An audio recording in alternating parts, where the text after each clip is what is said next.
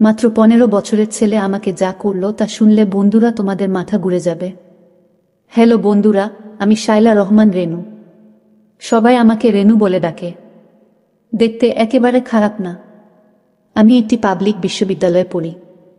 আমার বয়স 21 বছর। আমার বাবা মা গ্রামে থাকে। ঢাকায় আমি একটি ছাত্রী হোস্টেলে থাকি। আমার বাবা মা আমার পড়ালেখার খরচ চালাতে হিমশিম খায়। তাই বাধ্য হয়ে আমি একটি টিউশনি খুঁজি। আশেপাশে কোনো টিউশন পাচ্ছিলাম না। তারপর একটি জাতীয় পত্রিকায় বিজ্ঞাপন দিলাম, পড়াতে চাই। বিজ্ঞাপন মারফত একটি ফোন পেলাম। একজন বয়স্ক লোক বলল, আমার ছেলেকে পড়াতে পারবেন? 10ম শ্রেণীর ছাত্র। আমি বললাম, জি আঙ্কেল, পারব। প্রথম দিন পড়াতে গিয়ে দেখি 10ম শ্রেণীর ছাত্র। ছেলেটা বেশ সুন্দর এবং স্মার্ট। দেখতে শুনতে বেশ ভালো, ব্যবহারও নম্র। তারপর তার মা বাবার সাথে কথা বলে প্রাইভেট পড়াতে শুরু করি। ছেলেটাকে যখন প্রথম দিন প্রাইভেট পড়াতে যাই, তখন হঠাৎ করে আমি চেয়ে দেখি ছেলেটি আর চোখে মাঝে মাঝে আমার দিকে চেয়ে থাকে। তার চাওয়ার মধ্যে অন্যরকম রহস্য বোঝা যায়। এইভাবে আমি আমার গতিতে প্রাইভেট পড়াতে থাকি। পড়াতে পড়াতে প্রায় 15 দিন এইভাবে চলে গেল। হঠাৎ একদিন তাকে প্রাইভেট পড়াতে গিয়ে দেখি বাসায় কেউ নেই। তারপর আমি জিজ্ঞেস করলাম, আঙ্কেল এবং আন্টি কোথায়? সে বলল, তারা বেড়াতে গেছে, আসতে একটু দেরি হবে। বাসায় কেউ নেই, খালি বাসায় আমি আর আমার ছাত্র। মনের মধ্যে কিছুটা ভয়ও কাজ করছে। তাছাড়া খালি বাসা, আর ওদিকে আমার ছাত্রের লক্ষণও আজকে খুব একটা ভালো বুঝতেছি না। কেমন করে যেন আমার দিকে চেয়ে রইল। তারপর আমার ছাত্র বলল, ম্যাডাম, আমার খুব মাথা ব্যথা করছে। চা খাবেন? আপনি চা খেলে আপনার জন্য চা বানাবো। আপনার সুবাদে আমারও চা খাওয়া হলো। আমি বললাম, ঠিক আছে, চা খাওয়া যেতে পারে। আমার কথা শুনে ছাত্র খুব সুন্দর করে মনের মাধুরী মিশিয়ে চা বানিয়ে আনলো। আমি চাটা মুখে দিয়ে দেখলাম অনেক মজা হয়েছে। আমার ছাত্র যে এত সুন্দর করে চা বানাতে পারে তা আমি কখনো কল্পনাই করতে পারিনি। তার হাতে চা খেয়ে তার প্রশংসা করতে লাগলাম। আমার প্রশংসা শুনে সে অনেক খুশি হলো। এইভাবে তাকে 3 মাস প্রাইভেট পড়ালাম। 3 মাস খুব ভালোই কাটল। তারপর একদিন শখের বসে শাড়ি পরে ছাত্রের বাসায় প্রাইভেট পড়াতে গেলাম। আমার ছাত্র আমাকে দেখে বলল, ওয়াও ম্যাডাম, আপনাকে অনেক সুন্দর লাগছে। ম্যাডাম, আমি আপনাকে সত্যিই অনেক ভালোবাসি। আপনার ব্যবহার, চেহারার সুন্দরতা, পটল ছেঁড়া আঁখি, যৌবন ভরা প্রেম, বনলতার মতো চুল, সব কিছু আমাকে মুগ্ধ করেছে। আমি আমার অন্তরের অন্তরস্থল থেকে, হৃদয়ের গভীর থেকে আমার সবটুকু ভালোবাসা আপনাকে নিবেদন করলাম। দয়া করে আপনি আমার ভালোবাসা গ্রহণ করুন। 10ম শ্রেণীতে পড়ে ছাত্রের মুখে এত সুন্দর প্রেম নিবেদনের কথা শুনে আমার মাথা ঘুরে গেল। কখনো কল্পনাও করতে পারিনি যে সে আমাকে এত সুন্দর করে প্রেম নিবেদন করবে। কি করব তখন আমি বুঝতে পারছি না। সবকিছু ওলট পালট লাগছে। মনের ভিতরটা যেন জ্বর বয়ে যাচ্ছে। আমি এর আগে কখনো কারো প্রেমে পড়িনি তো, তাই কিচ্ছু বুঝতে পারিনি। তার কাছ থেকে এইসব কথা শুনে কেমন জানি নিজের মধ্যে উতাল পাতাল হাওয়া বয়ে যাচ্ছে। জীবনে প্রথম কারো কাছ থেকে এমন রোমান্টিক কথা শুনে আমিও যেন উন্মাদ হয়ে যাই। তারপর সে বলল, ম্যাডাম, আপনি কি আমাকে ভালোবাসবেন? আপনি কি আমার ভালোবাসা গ্রহণ করবেন? আমার কাছে এমনভাবে প্রেম নিবেদন করে বসল। তখন আমি কি করব বুঝতে পারছি না। আমি বললাম, নিলয়, তুমি আমার ছাত্র। তাছাড়া তুমি আমার চাইতে বয়সে 5 বছরের ছোট্ট। এইসব কথা ভেবো না, তাহলে পাপ হবে। আমার ছাত্র বলল, ম্যাডাম, কেন? বয়সে বড় হলে কি প্রেম করা যাবে না? বয়সে বড় হলে কি তাকে ভালোবাসা যায় না? আমি তো আপনাকে মন থেকে ভালোবাসি। আমার ভালোবাসার মধ্যে কোনো খাত নেই। ম্যাডাম, আপনি আমার চাইতে বয়সে বড় হলেও আমার কোনো সমস্যা নাই। আপনি যদি আমাকে ভালো না বাসেন তাহলে আমি পড়ব না। ছাত্রের এই মিনতি শুনে মনটা খারাপ হয়ে গেল। আর মনে মনে ভাবলাম, অনেক কষ্ট করে টিউশনিটা পেলাম। যদি টিউশনিটা হাত ছাড়া হয়ে যায় তাহলে তো আমি বাসা ভাড়া দিব কি করে? চলব কেমন করে? মনের মধ্যে অনেক ভয়। যদি এখন আমি তার প্রেম নিবেদন না করি তাহলে হয়তো বা আমার টিউশনিটা বাদ হয়ে যাবে। নিলয় তার বাবাকে অলট পালট কিছু বোঝাবে। এইসব চিন্তা ভাবনা করতে করতে বাসায় চলে আসলাম। বাসায় আসতেই নিলয় আমাকে ফোন দেয়। ম্যাডাম কেমন আছেন? বাসায় গেছেন? খাওয়া দাওয়া করছেন? কি খেয়েছেন? আমি বললাম হ্যাঁ খেয়েছি। তুমি খেয়েছ? আমি বললাম জি ম্যাডাম, খেয়েছি। আগামীকালকে কোথাও ঘুরতে যেতে মন চাইছে। ম্যাডাম চলুন কোথাও থেকে ঘুরে আসি। আমার খুব ঘুরতে ইচ্ছা করছে। ম্যাডাম বলল কোথায় যাবা? আমি বললাম নন্দন পার্ক। ম্যাডাম নন্দন পার্কের কথা শুনে অনেক খুশি হলো। ম্যাডাম আমার সাথে ঘুরতে যেতে রাজি হলো। তারপর ম্যাডামকে নিয়ে নন্দন পার্কে গেলাম ঘুরতে। সেখানে অনেক কপতি হাত ধরে চলা, বসে আড্ডা মারা, এসব দেখে আমি ছাত্রের প্রতি আরও ইমোশনাল হয়ে পড়ি। সেও আমাকে বিভিন্নভাবে তার প্রতি দুর্বল করার চেষ্টা করে। এইভাবে অনেক আনন্দঘন মুহূর্তে এই দিনের সময়টা কাটল।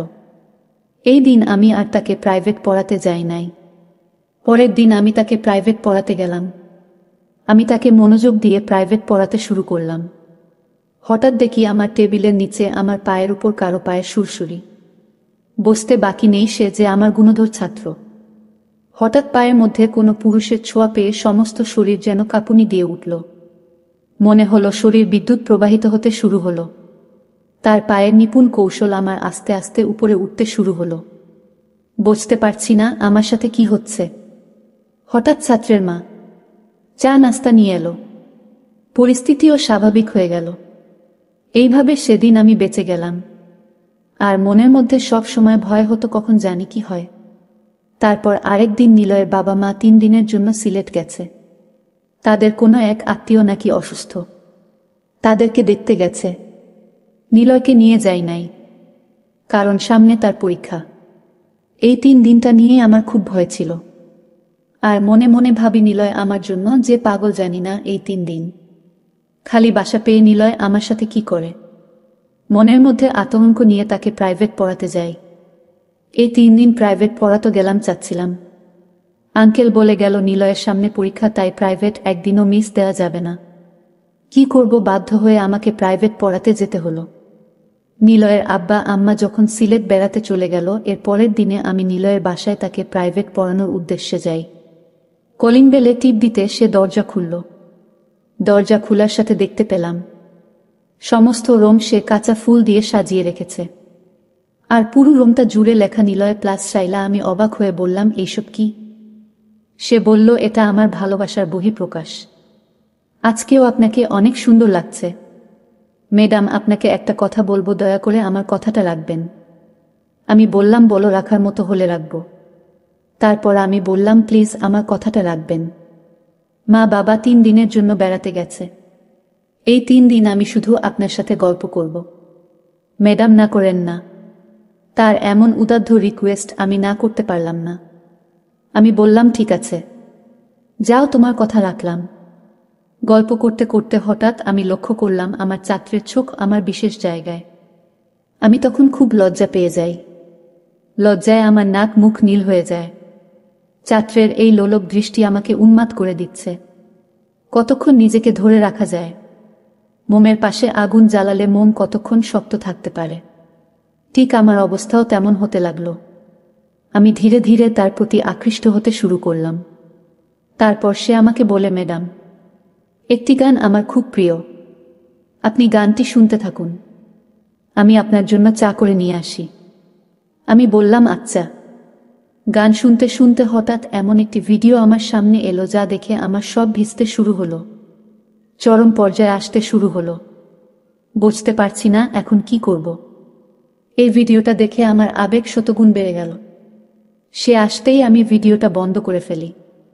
সে চা নিয়ে এসে বলল, ম্যাডাম এই নিন চা, আপনার জন্য আমার পক্ষ থেকে স্পেশাল চা। আমি বললাম তাই? আচ্ছা ঠিক আছে। চায়ে মুখ দিয়ে দেখি, বাহ, অনেক সুন্দর চা বানিয়েছ, যার জন্য তোমাকে অনেক ধন্যবাদ। সে বলল, ম্যাডাম শুধু কি ধন্যবাদ? আমি বললাম আর কি দিব, আমার কাছে তো দেওয়ার মতো কিছু নাই। আমি বললাম, ম্যাডাম একটু ভেবে দেখুন, অনেক কিছুই আছে। এই বলে সে ভিতর থেকে কি যেন আনতে গেছে, আর আমি চা খাচ্ছিলাম। হঠাৎ পিছন থেকে আমার কাঁধের উপর কারো হাতের ছোঁয়া অনুভব করি। হাতের ছোঁয়া পেয়ে আমার মনে হলো যেন সমস্ত শরীরে অনুভূতির জ্বর বইতে শুরু হলো। আমি পিছনে ফিরে দেখি, আর কেউ নয়, সে আমারই গুন্ধর ছাত্র। তারপর সে আস্তে আস্তে তার হাতে এবং অন্যান্য প্রত্যঙ্গের গতি বিভিন্ন কৌশলে কাজে লাগাতে লাগল। আমি তো তার কৌশল দেখে অবাক। মাত্র ক্লাস 10-এ পড়ে একটা ছেলে কি করে এত কৌশলে একটা মেয়েকে বশ করতে পারে, একটা মেয়ে আবেগের জোয়ারে ভাসিয়ে দিতে পারে। অবশেষে তার কৌশলের কাছে আমি হার মানলাম। মাত্র ক্লাস 10-এ পড়ে ছেলের কৌশলের মার খেয়ে আমি খুশি হয়ে যেন আমি আনন্দে ভাসতে শুরু করলাম। কিভাবে কি হয়ে গেল আমি বুঝতে পারলাম। প্রায় 3 ঘন্টা বিনোদনের পর আমি উঠে দাঁড়ানোর চেষ্টা করলাম, কিন্তু পারলাম না। অনেক কষ্ট হচ্ছে, মনে হচ্ছে যেন আমার উপর দিয়ে কাল বৈশাখী ঝড় হয়ে গেছে। খুব কষ্ট করে আস্তে আস্তে বাসায় আসলাম। তারপর 3 দিন পর্যন্ত আর বিছানা থেকে উঠতেই পারছিলাম না। আর মনে মনে ভাবলাম, এত ছোট্ট একটি ছেলে কিভাবে এত কৌশল জানে। তার কৌশলের মায়ের পেছে আমি যেন লণ্ডভণ্ড হয়ে গেছি। অনেক কষ্ট করে প্রায় 1 সপ্তাহ পর আমি সুস্থ হয়ে পরের দিন আবার টিউশনি পড়াতে যাই। সে আমাকে দেখে বলল, কি ম্যাডাম, কেমন দিলাম সেদিন? আমি লজ্জায় কথা বলি না, মুখ লাল হয়ে গেছে। তারপর সে আস্তে আস্তে আবার আমার সাথে এই রকম আচরণ করে। আমি বাধ্য হয়ে তাকে দিতে হতো। মনে মনে ভাবতাম, নষ্ট হয়েছি, একজনের দ্বারাই হই। আর সে যেহেতু আমাকে নষ্ট করছে, সুতরাং তাকেই আমি বিয়ে করব। এইভাবে প্রায় 2 মাস পার হয়ে গেল। হঠাৎ আমার বমি বমি ভাব আসছে, বুঝতে পারছি না। হঠাৎ বমি, মনের ভিতর সন্দেহের তীর বিঁধল। জানি না আমার কি হয়েছে। মনের সন্দেহ দূর করতে টেস্ট করলাম। টেস্ট দেখে আমার পায়ের নিচ থেকে মাটি সরে গেল। নিজেকে খুব অসহায় মনে হলো। এখন আমি কি করি? বাধ্য হয়ে তার সাথে আমার এই ব্যাপারে কথা বলতে হবে। আমি আমার ছাত্রকে সব বলার পর সে চুপ করে রইল। নিজেকে খুব অসহায় ভাবতে শুরু করল। সেও বোকা হয়ে রইল, কোনো কথা বলল না। আমি বললাম, তুমি তোমার বাবা মার কাছে বিষয়টা শেয়ার করো, নাইলে আমি মরে যাব। নিলয় ভয়ে ভয়ে তার মার কাছে সব শেয়ার করল। তার মা এইসব কথা শুনে হতবাক হয়ে পড়ল। তারপর তার মা তার বাবার কাছেও বিষয়টা শেয়ার করল। তার বাবা বলল, মেয়েটাকে ডেকে আনো আমার কাছে। অনেক কিছুর পর নিলয়ের বাবা আমাকে ডেকে নিয়ে বলল, মারে, আমার দুষ্টু ছেলেটারে ক্ষমা করে দাও। তোমার সাথে যা করছে তা অন্যায় হয়েছে।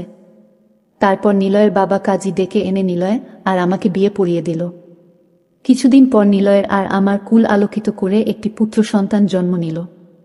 শায়লা এখন তার সন্তান, স্বামী এবং সংসার নিয়ে ব্যস্ত। বিশ্ববিদ্যালয়ে পড়ুয়া একটা মেয়ের স্বপ্ন এইভাবে একটি ছোট্ট ভুলের জন্য ধ্বংস হয়ে গেল।